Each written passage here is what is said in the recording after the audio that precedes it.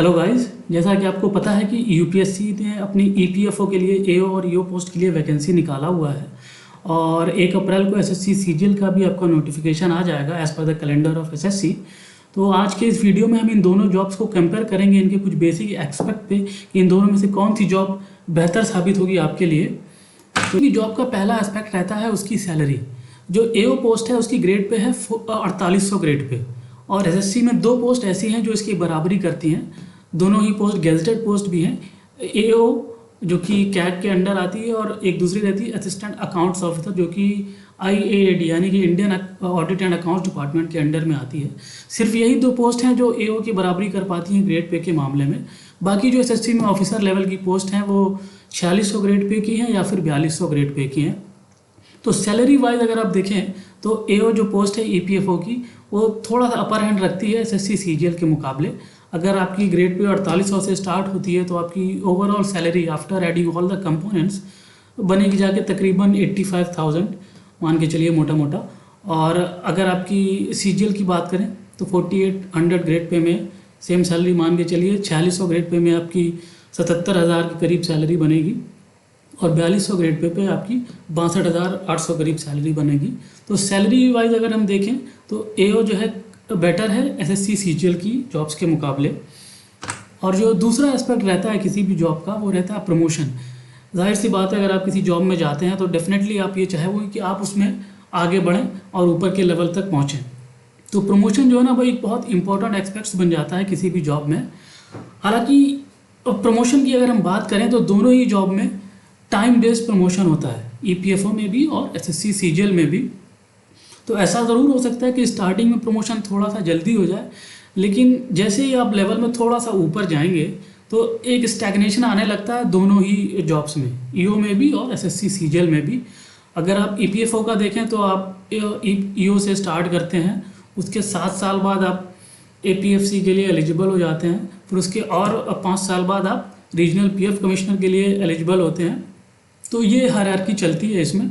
हालांकि प्रमोशन जैसा ये लिखा हुआ है 7 साल 5 साल, ऐसा ज़रूरी नहीं कि प्रमोशन हो, क्योंकि जो पुराने बैचेस हैं वो अभी भी अटके हुए हैं। तो थोड़ा सा टाइम लग जाता है इसमें, क्योंकि at a higher level stagnation is there. हालांकि ये ज़रूर है कि अगर आप ईओ ज्वाइन करते हैं तो 4 साल की रेगुलर सर्विस के बाद आप लेवल 9 में मूव कर जाते हैं, जो कि नॉन फंक्शनल ग्रेड पे है 53,100 की, तो आप उसमें मूव कर जाते हैं। एसएससी में भी कुछ बात करें तो स्टैग्नेशन वहाँ पर ही रहता है जैसे जैसे आप हायरार्की में आगे बढ़ते हैं। हालांकि कुछ पोस्ट में प्रमोशन स्टार्टिंग लेवल पे ठीक ठाक रहता है, थोड़ा सा तेज़ी से होता है। जैसे कि अगर आप एएसओ हैं सीएसएस में तो आप ये मान के चलिए कि आपको अपने लाइफ टाइम में सर्विस टाइम में 4 से 5 प्रमोशन मिल सकते हैं। हालांकि आप देखोगे कई साइट्स पे लिखा रहता है कि आप बहुत हायर लेवल तक पहुंच सकते हो, डायरेक्टर से या डिप्टी कमिश्नर। तो these are very higher post. तो यहाँ पे पहुँचने के लिए बहुत ही बैच में से बहुत कम लोग रहेंगे जो यहाँ तक पहुँचते हैं। जनरली लोग इससे नीचे ही रिटायर हो जाते हैं। तो प्रमोशन की बात करें तो दोनों ही जॉब तकरीबन एक ही लेवल पर है। शुरू में तो ज़रूर थोड़ा सा फास्ट प्रमोशन हो सकता है, but after a time there is a stagnation in the higher level. और जो तीसरा एस्पेक्ट है वो है वर्क प्रेशर का। ये भी काफ़ी इंपॉर्टेंट रोल प्ले करता है अगर आप किसी जॉब में जाते हैं। डेफिनेटली आप एक अच्छी वर्क लाइफ बैलेंस चाहते हैं। ईपीएफओ की बात करें तो अगर आप पोस्टेड हैं as a AO means accounts officer, तो वो जॉब जो है आपकी खाली डेस्क जॉब रहेगी, जो नॉर्मल 9 से 5 की जॉब होती है। आपको सेम वही काम करना है। आपके पास क्लेम आएंगे या आपको कुछ नया ईपीएफओ को ज्वाइन करना चाहता है उसका फॉर्म आएगा, वो सब प्रोसेस करना। तो ये सब बेसिक जो रूटीन है वही मोनोटोनस काम आपका रहेगा और आप पे लेस प्रेशर रहेगा, इतना दबाव नहीं रहेगा, आप इजीली मैनेज कर सकते हो काम को। और अगर जब आप एज अ ईओ पोस्ट होते हो तो वो थोड़ा सा फील्ड वर्क हो जाता है। आपको विजिट भी करना पड़ सकता है कुछ इंस्टीट्यूशंस में, वहाँ पर देखना भी पड़ेगा कि सारी चीज़ें सही से हो रही हैं या नहीं, जो ईपीएफओ के बेनिफिट हैं वो लोगों को मिल रहे हैं या नहीं। तो वो थोड़ा सा हेक्टिक हो जाता है, लेकिन इतना हेक्टिक नहीं कि आप मैनेज ना कर पाओ। अब बात करते हैं सीजीएल के पोस्ट की। तो जो एओ पोस्ट हैं जो 4800 की गेजेटेड पोस्ट हैं, वो ऑडिट की पोस्ट हैं, उसमें आपको इंटेंसिव ट्रैवल करना पड़ेगा। आपको एक जगह से दूसरी जगह जाना पड़ेगा ऑडिट करने के लिए। तो जनरली थोड़ा सा पुअर शेड्यूल रहेगा, हेक्टिक भी रहेगा आपको।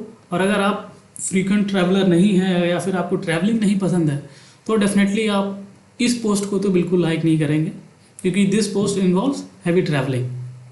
इसके बाद कुछ पोस्ट और हैं सीजीएल में, जैसे कि सीबीआई हुआ, एनआईए हुआ, एग्जामिनर हुआ, ईडी हुआ। इन पोस्ट में भी आपका वर्क प्रेशर हाई रहेगा और काम भी ज़्यादा रहेगा, थोड़ा सा प्रेशर भी रहेगा, और आपको हो सकता है कि ओवर टाइम करना पड़े, because these jobs are challenging jobs. हालांकि कुछ पोस्ट ऐसी भी हैं, जैसे कि आप एएसओ हैं मिनिस्ट्रीज़ में, दिल्ली वगैरह में, तो उनका फिक्स शेड्यूल है अपना, आप वो भी 9 से 5 वाली जॉब है। एक डिविजनल अकाउंटेंट पोस्ट है जिसको काफ़ी अच्छा माना जाता है। तो इन पोस्ट पे आप एक अच्छी और पीसफुल वर्क लाइफ मेंटेन कर सकते हैं।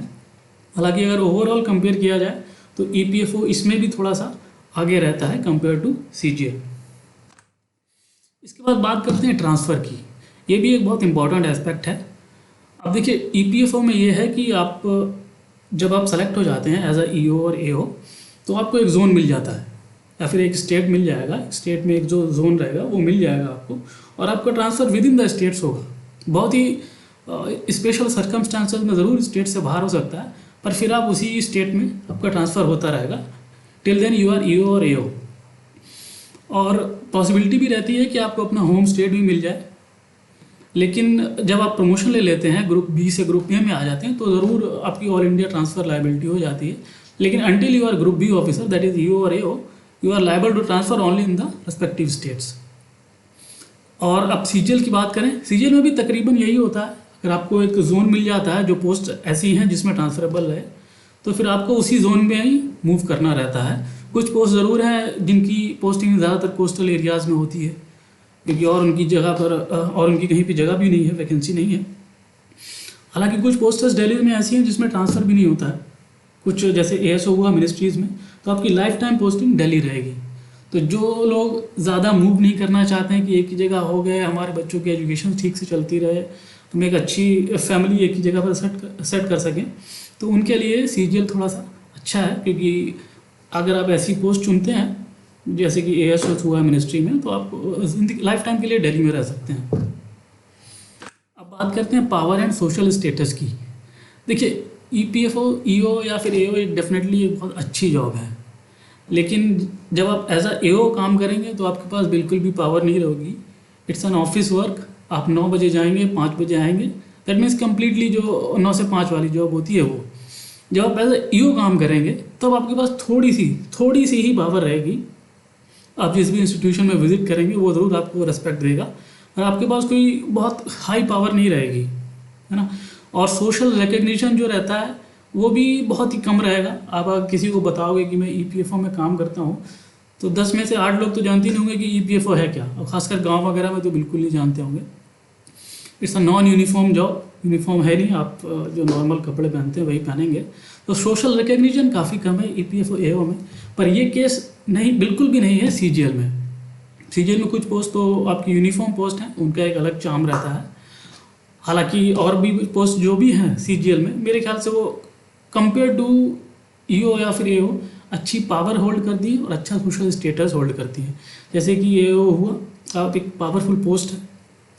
CBI, ITI, NIA, excise, custom, GST, आप सिर्फ इनका नाम ही काफ़ी है। अगर आप किसी को बोलोगे कि हम इनकम टैक्स इंस्पेक्टर है, डेफिनेटली ही नोज दिस। आप ईपीएफओ बोलोगे उसको नहीं पता होगा, लेकिन इन सब इंस्टीट्यूशन में किसी का भी नाम बोलोगे तो लोग जानते हैं इनके बारे में। तो डेफिनेटली पावर और सोशल स्टेटस में आप सीजीएल की पोस्ट को कंपेयर नहीं कर सकते ईपीएफओ, ईओ या फिर एओ की पोस्ट से। अब हम एक कंक्लूजन देख लेते हैं।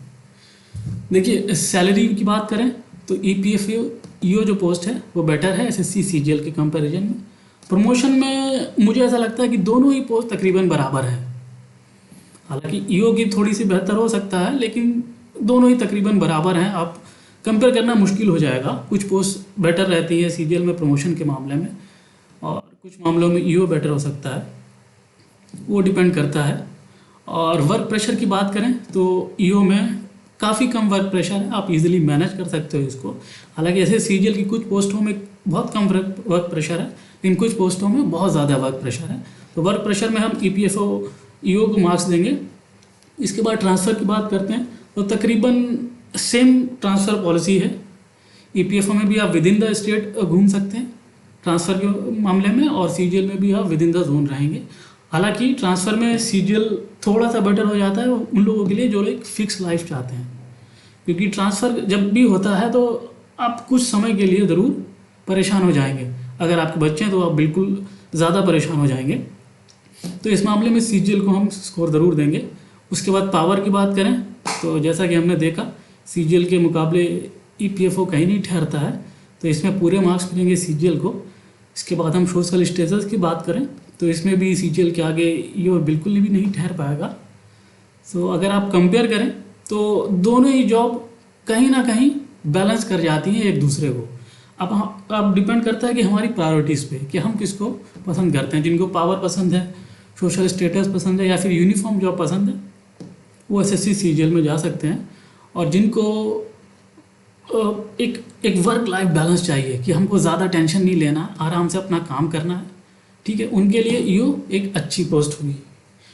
और अगर आप लोग यूपीएससी ईओ या फिर एओ की तैयारी कर रहे हैं तो आप हमारी बुक परचेज कर सकते हैं। ये हमारी ई बुक है ईपीएफओ, एओ और एओ के लिए। इसमें हमने 6 सब्जेक्ट कवर किए हुए हैं लास्ट ईयर की तरह। लास्ट ईयर हमने इसमें 3 सब्जेक्ट कवर किए हुए थे, इस बार हमने एडिशन किया है 3 सब्जेक्ट्स का। और इस बुक को आप परचेज कर सकते हैं एट अ प्राइस ऑफ 199। बहुत ही रीजनेबल प्राइस है। और ये जो सिलेबस है, ये 6 सब्जेक्ट हैं, ये तकरीबन 70% ऑफ द सिलेबस ये कवर करते हैं। तो 199 में आप इस पूरी ई बुक को खरीद सकते हैं। और इसको ख़रीदना कैसे है? The process is same as of the last year. आपको अपनी किसी भी यूपीआई ऐप से पेमेंट करना है studyhard@ybl पे। जो भी आपने पेमेंट किया है उसका स्क्रीनशॉट विद ट्रांजैक्शन आईडी हमें शेयर करिए studyhard8989@gmail.com पे। और जैसे ही हमें आपका स्क्रीनशॉट प्राप्त होगा हम उसको वेरीफाई करेंगे उसके ट्रांजैक्शन नंबर को, और upon the verification E book जो है वो आपकी ईमेल आईडी पे सेंड कर दी जाएगी। इस एग्ज़ाम से रिलेटेड अगर आपको और भी कोई इशू हो या कोई सवाल हो तो आप हमें studyhard8989 पे @gmail.com पे ईमेल कर सकते हैं और हम ज़रूर आपको उसका जवाब देंगे। Thank you.